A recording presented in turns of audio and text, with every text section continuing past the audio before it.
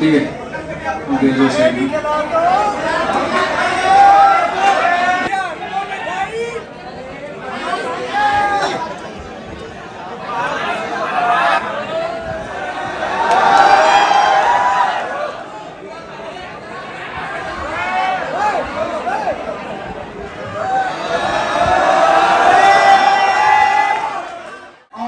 कहानी ये है कि जैसे मैंने अपने सेकेंड ईयर में प्रिपरेशन स्टार्ट की सर, तो क्या हुआ कोरोना और बीच में मेरा क्या हुआ कि थोड़ा तबियत जो था जैसे 1-1.5 साल मेरा खराब रहा।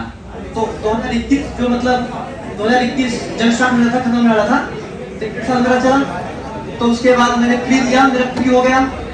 उसके बाद अब क्या हुआ कि जैसे एसआई वाले में मेरा हो गया, तो ये मैथ और इंग्लिश मेरे पढ़ा रखा था पहले से सर सही। सभी जो वीडियो यूट्यूब पे है, जो मैंने कोई पेड बैच किसी का नहीं लिया, और उससे पहले तो मेरे को सर आपका तो जो यूट्यूब का क्लास है वो तो मतलब पेड बैच से मेरे को अच्छा लगता है।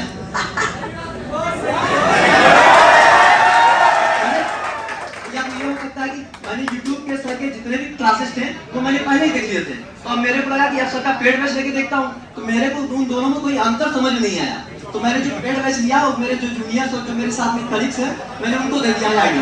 तो मेरे लिए आपका जैसे मैराथन आता है 27 मैराथन, तो ये दो तीन प्लेलिस्ट जो है सर मैंने वो देख लिया था आपका।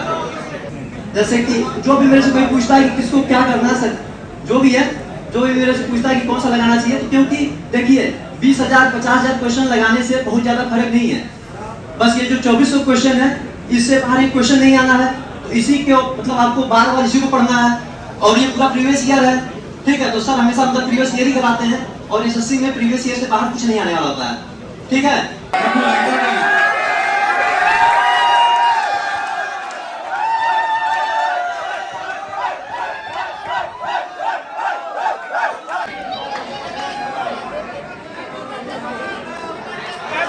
सेलिब्रेशन का आगाज इस समय से अब अंत आप लोगों के सिलेक्शन से होगा, कभी इसका अंत ना हो, मैं ये दुआ करूंगा।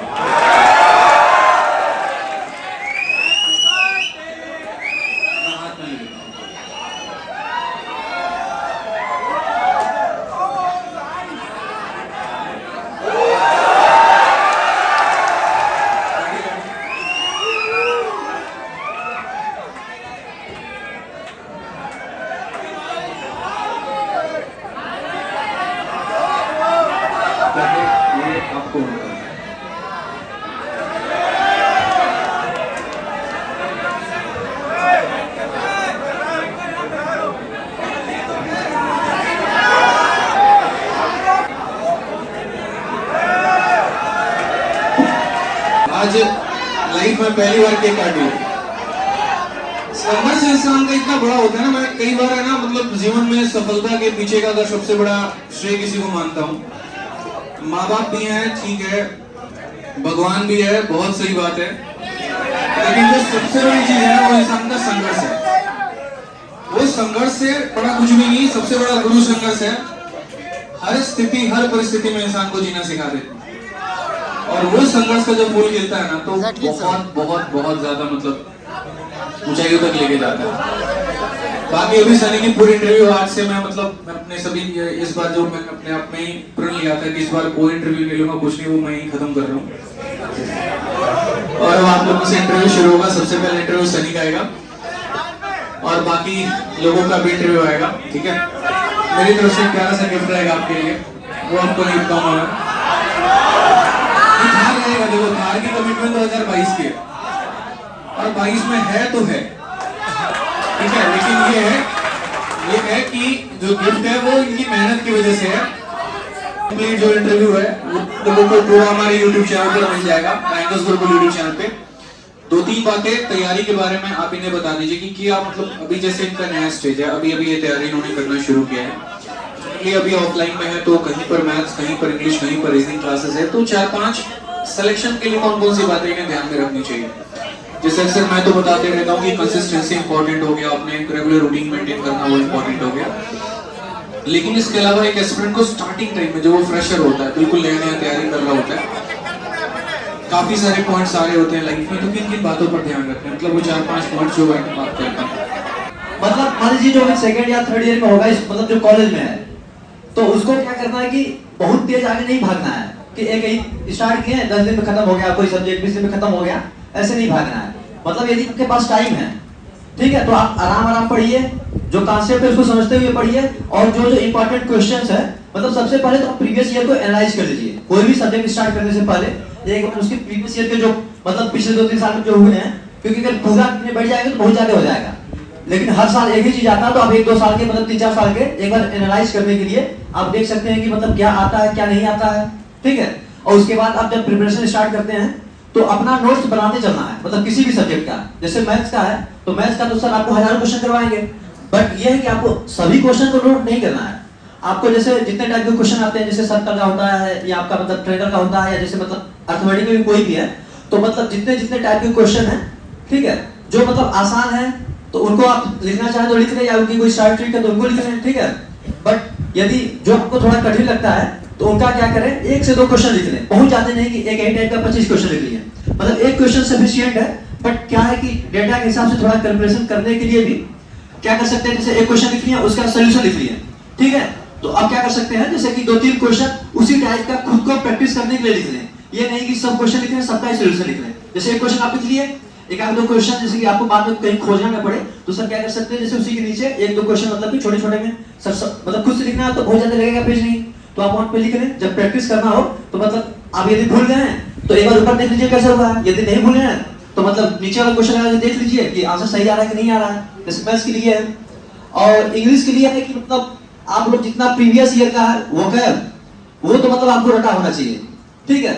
और वो ये भी मतलब कि वोकैब जैसे कि होता है कि जैसे अधिकतर जो बुक्स हैं सब उसमें क्या है कि सब मतलब हर साल का उसको अपडेट करते हैं, मतलब जितना इस बार था उसी में उसका आगे वाला अपडेट कर देंगे, मतलब कि जैसे रिपीटेशन बहुत ज्यादा होता है। तो देखिए कुल मिला के बहुत ज्यादा वोकैब नहीं है, एक बार आप पूरा देखेंगे, ठीक है। जैसे मेरे पास वोकैब और ये इंग्लिश ग्रामर की इसकी मेरे पास सर 2 कॉपी मैंने बनाई थी, दोनों कॉपी मैंने पूरी भर दी। तो ऐसा नहीं कि एक ही क्वेश्चन को मतलब बार-बार लिख रहा है, सबका मैंने पूरा जैसे कि प्रीवियस ईयर पढ़ लिया, तो उसमें जो जो मेरे को नहीं आ रहा था या जो मेरे को इंपॉर्टेंट लग रहा था वो मैंने उसको लिखा। जैसे कभी-कभी क्या होता है कि जैसे सर हम लोग पहले पढ़े रहते हैं, जैसे स्कूल कॉलेज में स्कूल में जो है, ठीक है, तो उसमें इंग्लिश के बुक में जो अभी हमारे ये एसएससी वाले में आता है, बहुत सारा वर्ड हम लोग पढ़े रहते हैं। बट क्या है कि हम लोग बस उस समय कहानी पढ़ लेते हैं, अच्छा कैसे भी कुछ भी करके लिख लेंगे, सिंपल वर्ड यूज करके लिख लेते हैं। तो वो सब वर्ड जो आप पहले कभी क्या सुने हुए हैं लेकिन आप भूल रहे हैं, उसको भी मतलब उसको बहुत ज्यादा इंपॉर्टेंट समझिए। क्योंकि यदि अधिकतर आप देखेंगे जो आपका पता है मतलब कि जो वोकैब होगा, आप एनसीईआरटी जैसे मैंने एनसीईआरटी पढ़ी है तो सप्लीमेंट्री कॉम्पिटिटिव उसकी दोनों बुक रहती है, ठीक है।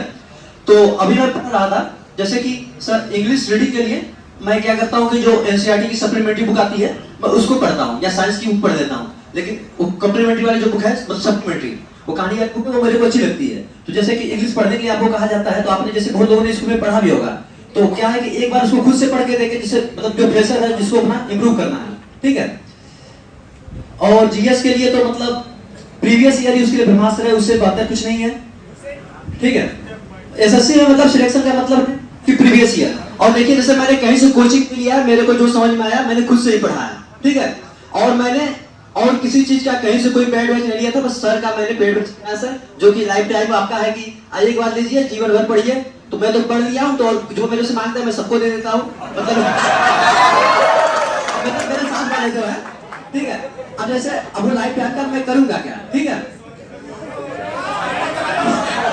तो ये सर मतलब सर हम लोग के लिए बहुत कुछ कर रहे हैं, तो हम लोगों का भी ये है कि अब सर का मतलब सम्मान बनाए रखना है। रैंक अभी 27 आई है तो इसको 10 के अंदर भी लाना है, पूरा प्रयास रहेगा अगली बार। Thank you. पहले तो बहुत बहुत शुभकामनाएं आपको। हाँ मतलब इनका कहने का है कि ऑल इंडिया रैंक 10 के नीचे नहीं लेंगे, आप लोगों को लेके आना है, ठीक है। हाँ ये मतलब अभी आपका कौन सा पोस्ट पे सिलेक्शन हुआ है? हाँ ऐसा ही मतलब किसमें जीएसओ है क्या? जीएसओ का है ना। एसएससी में 3 पेपर होते हैं आपके, डबल एओ का होता है, एक जीएसओ होता है और एक आपका लिस्ट 3 निकलता है। डबल एओ असिस्टेंट ऑडिट ऑफिसर हो गया, जिनकी रिक्रूटमेंट सीधा प्रेसिडेंट से होती है, मतलब गैजेट ऑफिसर बोलते हैं। 4800 ग्रेड पे है उसकी सबसे ज्यादा सैलरी। दूसरा आपका जीएसओ है जूनियर स्टैटिकल ऑफिसर, और इसकी एक अलग ही वैकेंसी होती है, इसका एक अलग से पेपर देना होता है, आपको अलग से ही पेपर देना पड़ेगा उसका स्टैटिस्टिक्स का।